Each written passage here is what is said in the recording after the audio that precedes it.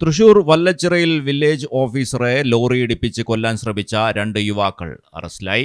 അനധികൃത മണ്ണ് കടത്ത് തടഞ്ഞതാണ് ആക്രമണത്തിന് കാരണം. കഴിഞ്ഞ ബുധനാഴ്ച ഉച്ചതിരിഞ്ഞ് 5 മണിയോടെയായിരുന്നു ആക്രമണം. വല്ലച്ചിറ വില്ലേജ് ഓഫീസിന് സമീപമുള്ള പറമ്പിൽ നിന്നും ടിപ്പർ ലോറിയിൽ അനധികൃതമായി മണ്ണ് കയറ്റി. മണ്ണെടുക്കാൻ അനുമതിയുണ്ടോയെന്ന് വില്ലേജ് ഓഫീസറും വില്ലേജ് അസിസ്റ്റന്റും ചോദിച്ചു.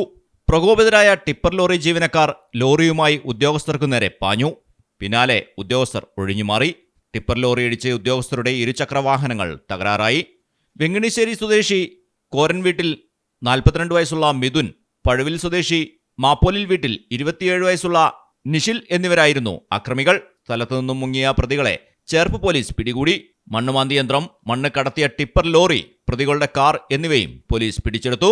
വാടാനപ്പള്ളി വില്ലേജ് ഓഫീസറായ വാടാനപ്പള്ളി ഗണേശമംഗലം സ്വദേശി ഇത്തിക്കാട്ട് വീട്ടിൽ ഷിനോടും വില്ലേജ് അസിസ്റ്റന്റ് അരിമ്പൂർ സ്വദേശി കരണയിൽ വീട്ടിൽ ഷാജിയുമാണ് ആക്രമിക്കപ്പെട്ടത്. മിഥുന്റെ അനധികൃത മണ്ണ് കടത്ത് മുൻപ് വില്ലേജ് ഓഫീസർ പിടികൂടിയതിന്റെ മുൻവൈരാഗ്യമാണ് ആക്രമണത്തിന് കാരണം.